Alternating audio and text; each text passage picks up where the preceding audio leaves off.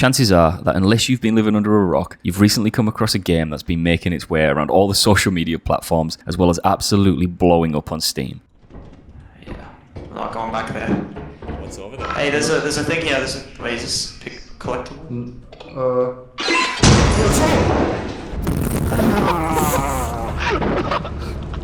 You should have scanned it. You should have scanned it. And that game is Lethal Company. Now, as of about a month ago, the game entered early access and is currently being developed by a guy named Zekas. And if you go to the Steam page and check on the Steam store, what you're going to find is something very interesting. It's already got 80,000 reviews and 98% of them are positive. Now, I don't know about you, but I find that absolutely incredible that a small development studio can release a game just over a month ago and receive this kind of feedback in such a short space of time. So the question now, for me at least, is how did it get to this point and what has made this game so successful so quickly? That's what we're going to discuss in this video. It's going to be a little bit of a different format than my typical reviews because, well, basically, this isn't a review. This is more of an overview / discussion and looking at the perfect storm of factors that have led to this game's rapid success. So one thing I did before creating the video is I actually went to the Reddit community to ask them why they felt the game became a success. And to my surprise, the post low-key blew up and I got over 100 comments in less than 24 hours with many people expressing their thoughts and opinions on the game and why they felt it became a success. Now, while there was certainly some outliers, there were a few key points that kept popping up time and time again, and those were, number one, the fun, simple, and infinitely replayable gameplay loop. Number two, its social, team-based focus and how things like proximity chat have been implemented that make it not only essential to the experience, but heighten it in every single way. Number three is its social media presence. And number four is the low barrier to entry, both in terms of cost and performance requirements. What I'm going to do now is I'm going to take each of these points and drill down into them individually, starting off with the game itself.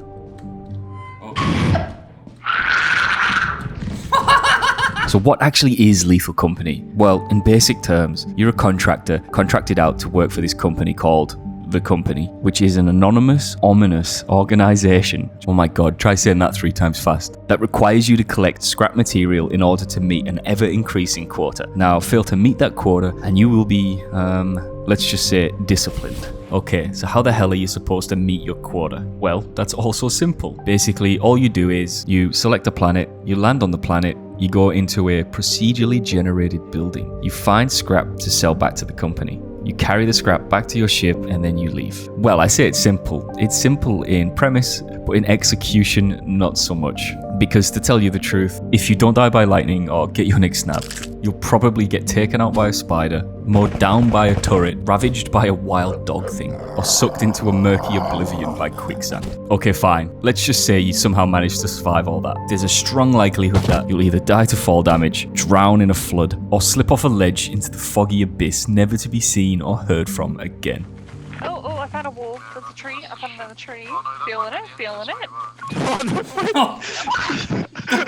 Tom, come back! In order to make it out alive in Lethal Company, you're gonna need solid teamwork, really good decision-making skills, excellent time and resource management, as well as a hell of a lot of luck. When you go ahead and combine the premise and the gameplay loop with all the features involved, what you have is a game that is endlessly replayable with really, really emergent gameplay. And the implementation of proximity voice chat means you can communicate both effectively and realistically as you navigate the serious horrors of the game. But then the tension is immediately relieved with hilarious moments that always seem to be timed to perfection, to the point where even if you die, it's still funny. Hold up, we're getting somewhere. Feels familiar. Yeah, it doesn't. It totally does. He said go left. He said left. Okay, but you're falling. I'm gonna go. No! I'm in the water! Help! Help! No! This game has somehow managed to find a way to make losing fun, which turns this game into an absolute clip-making machine. Which leads me into my next point about success factors, which is how it took off on social media and why. Now, if you were to search this game on TikTok, you will literally see hundreds of thousands of clips already on the platform ready to watch. There's endless YouTube videos, there's tens of thousands of people watching this on Twitch. This game is literally a streamer's and content creator's wet dream. The content simply makes itself. I think, yeah, make sure it's 5 and not 6. To your right. To your right, yeah. Just press it 5 times.